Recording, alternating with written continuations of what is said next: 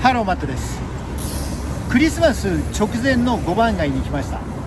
で、2025年もうあと少しで終わります。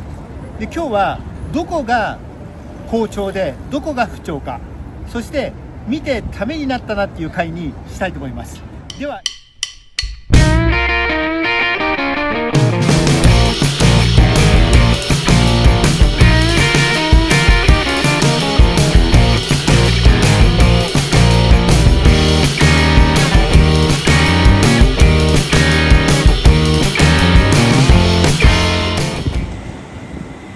歩き始めるこの場所は5番街です。で、ここが5番街ですね。ここが。で、それとこちらが58ですね。58ストリート。で、ここに見えるのがこれですね。これね、プラザホテルです。プラザ合意1985年でしたかね。で、プラザ合意で円ドルのレートが240円近辺だったのが、変動制になって、それで、130円とかね、120円とかに動いていったっていう、そういう、歴史があります。で、これからこの雪の結晶の方に歩いていきます。で、もともとこの固定相場だったのは360円からスタートしてます。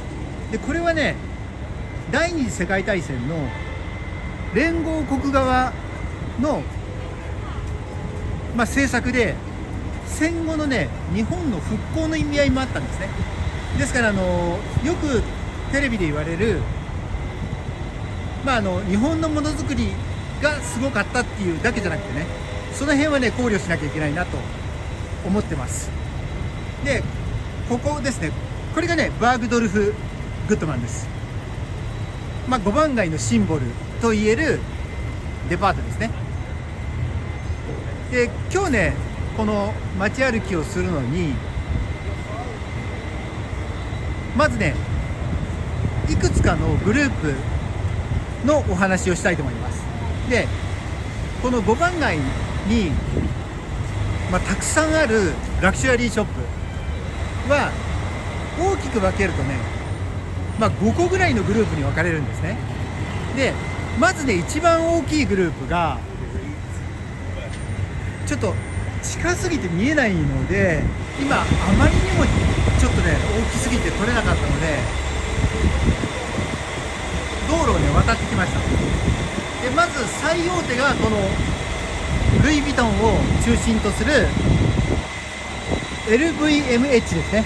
ルイ・ヴィトン・モエ・ヘネシーグループです。で、これがね、ルイ・ヴィトン、それからちょっと観光バスで見にくいんですけど、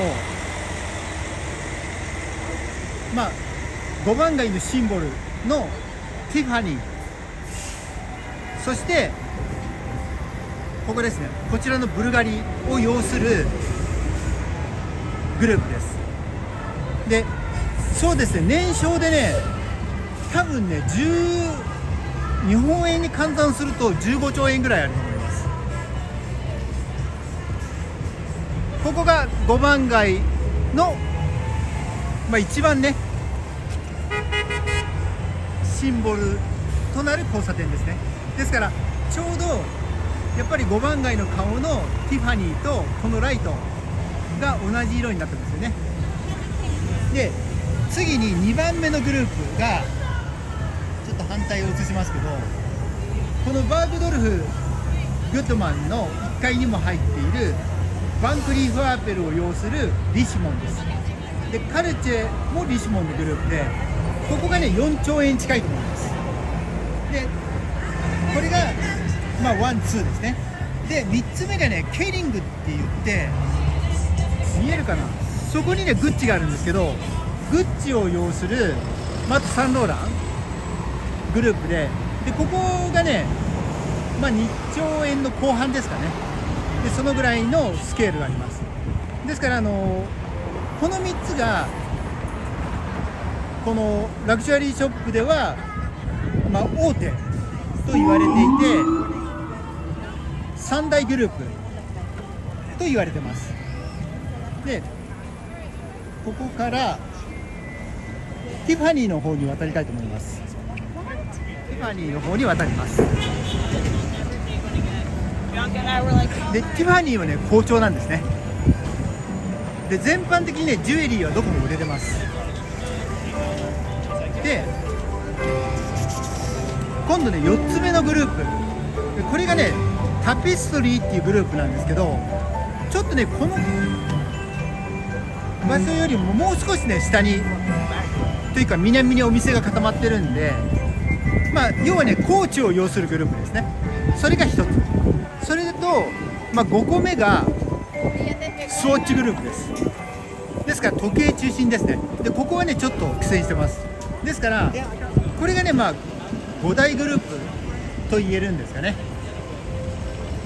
でねさっきのこのルイ・ヴィトンの店舗は今ね実は工事中なんです。でこちらが仮店舗ですね。でこの仮店舗は昔ティファニーがリニューアルするときはこちらで営業してました。だから同じグループなんでルイ・ヴィトンもここで仮店舗でね営業してます。で今日は行列できてませんね。だねちょっとね売り上げ落としてるんですよね。でルイ・ヴィトンやっぱり洋服の比率が結構高いからですかね。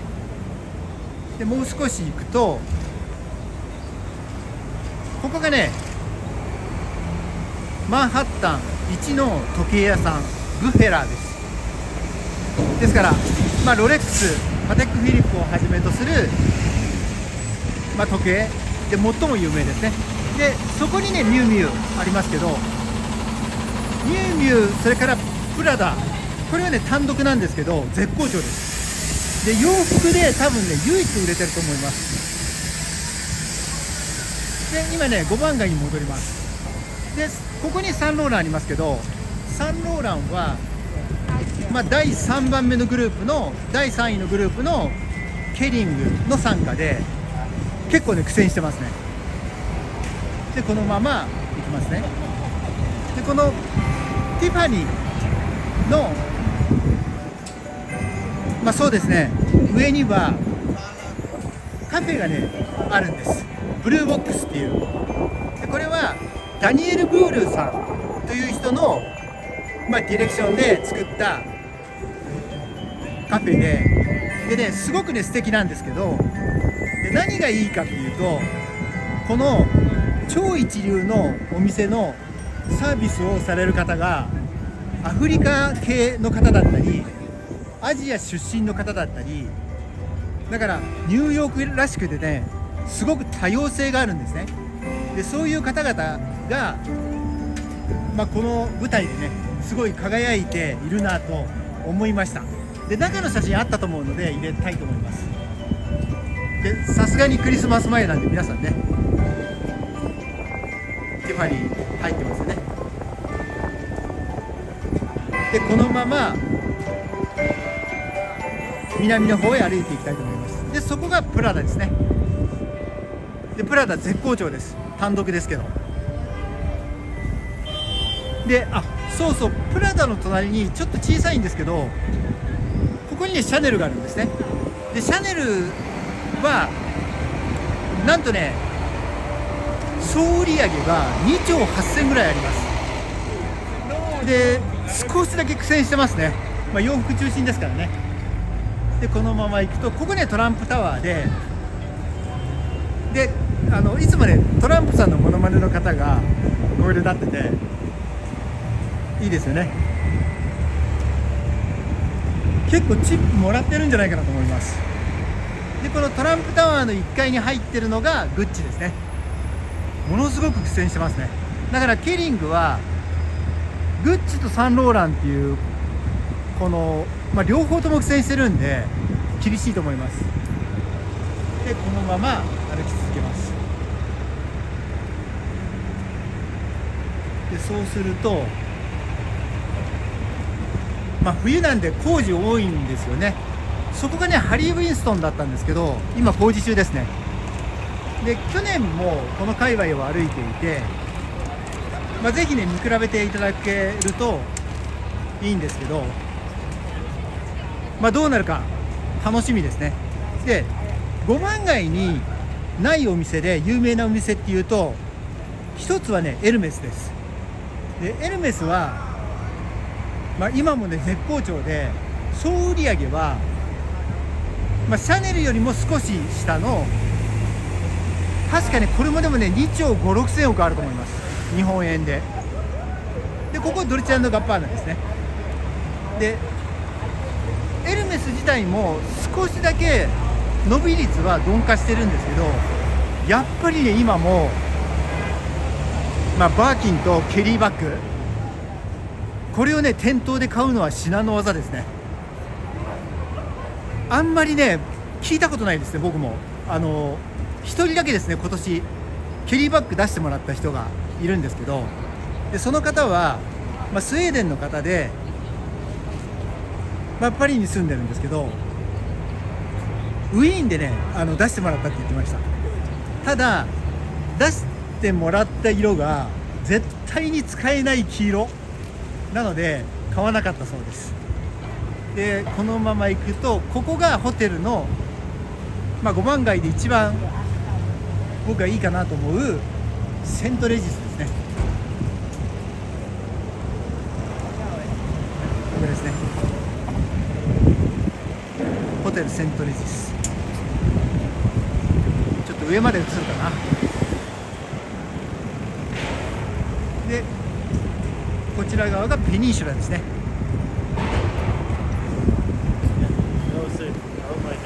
で本当はさっきね近すぎて映せなかったんですけど、ここがねアマンですね。だからプラザホテル、アマンホテル、ペニンシュラ、セントレジス、この4つですかね。でもセントレジスいいんじゃないかなと思います。で有名なバーもあります。でそこはね有名な、カクテルのブラッディ・メリアリが作られたバーです。でペニンシュラの方に渡ろうかな。で今このクリスマスの飾り付けをしているペニンシュラの方に来ました。もうね遅い時間なので全部片付けちゃってますね。残念ですね。でこのねウェンプっていう時計屋さんはドイツなんですけど、要はね時計屋さんが販売してるんですね。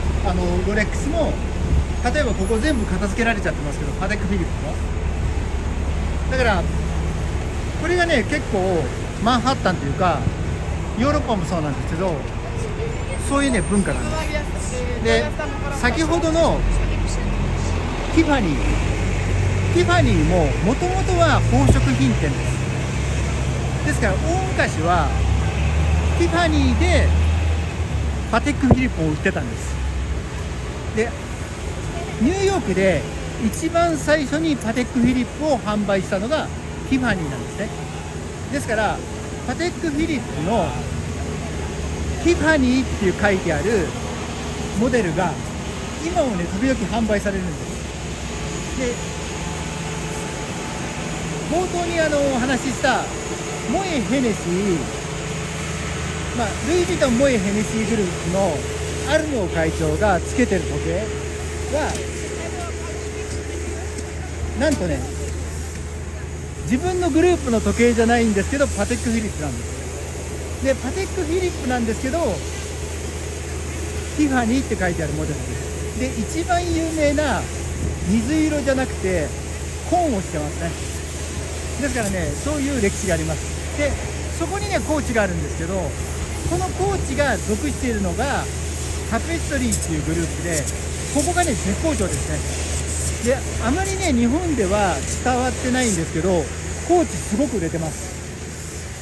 今そのコーチを横目に見ながら、こっちはスワロスキーですね。でスワロスキーはオーストリアの会社で、ここはね店頭の販売だけじゃなくてパーツも売ってるんで、業績まずまずなんじゃないかなと思います。でこのまま行くと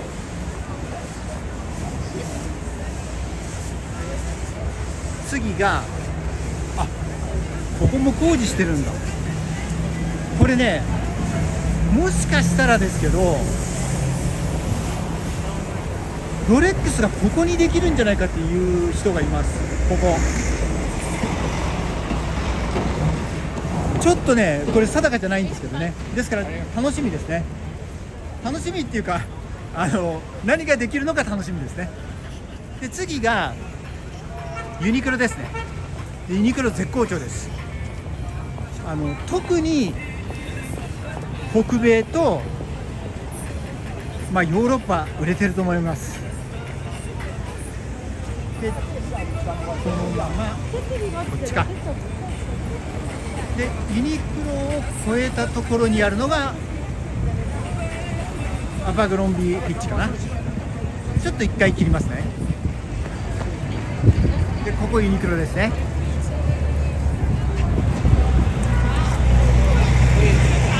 でユニクロを越えてここティーソンか。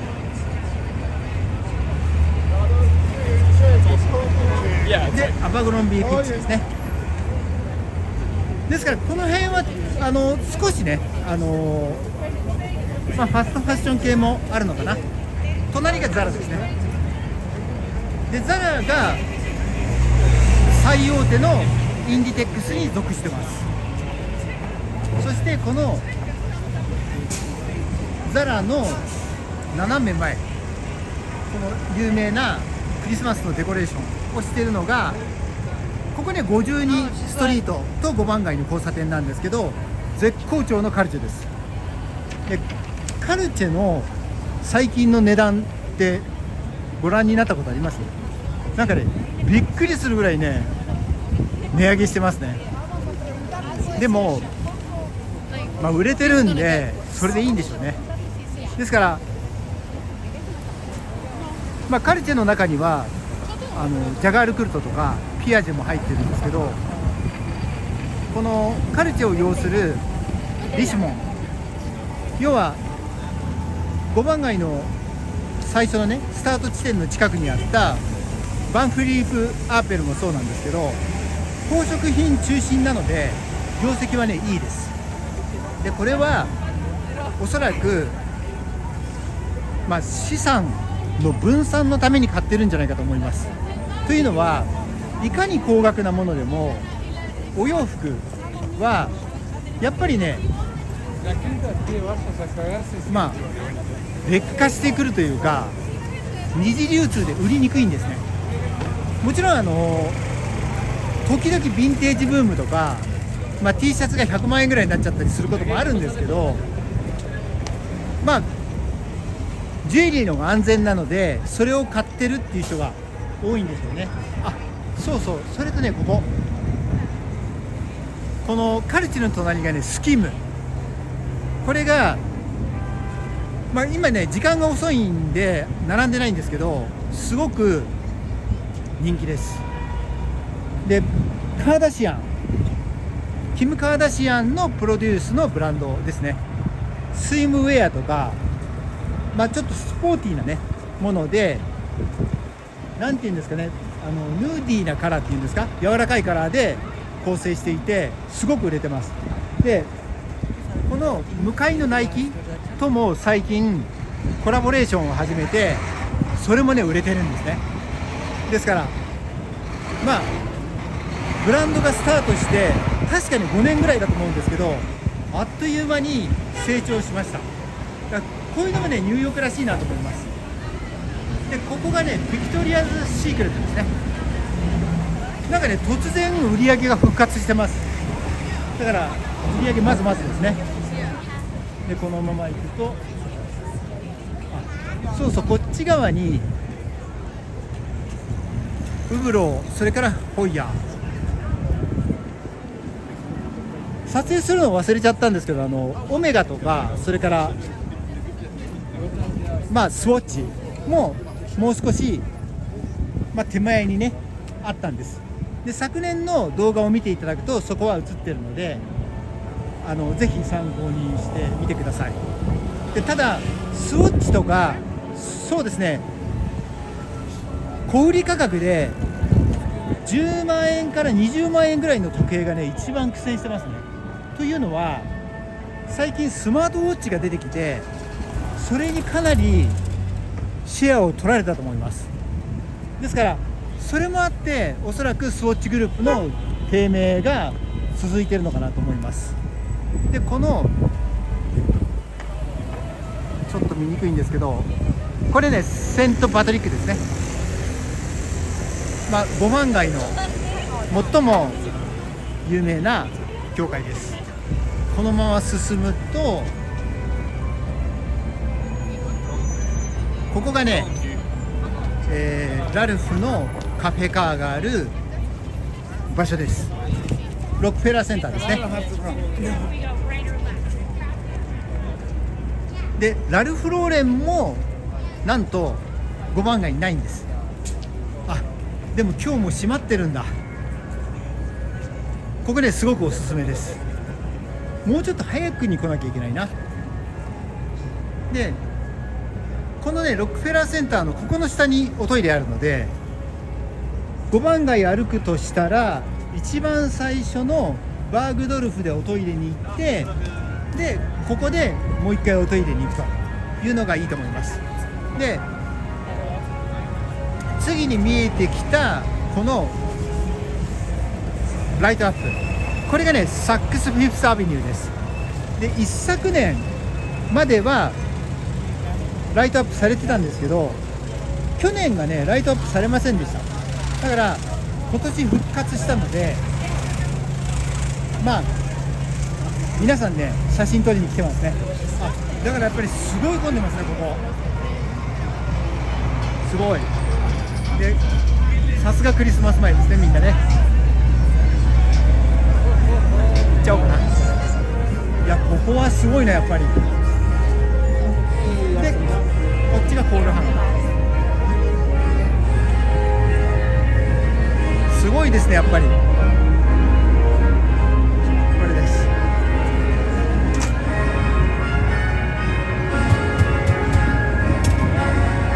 ですからこういう感じですね。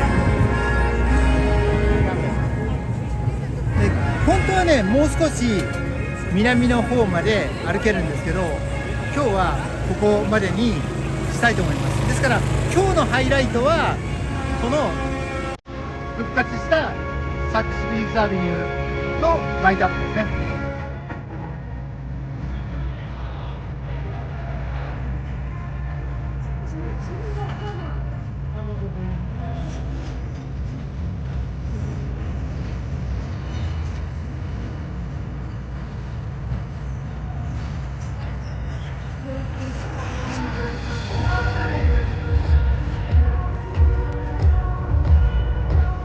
後ろを振り返るとロックフェラーセンターです。で今日はクリスマス前の5番街を歩いて、でお店を皆さんに見ていただきました。で僕のチャンネルでは詳しいニューヨークのガイドを作りたいと思ってます。でもし面白いと思っていただいたらチャンネル登録をしていただけると嬉しいです。では失礼します。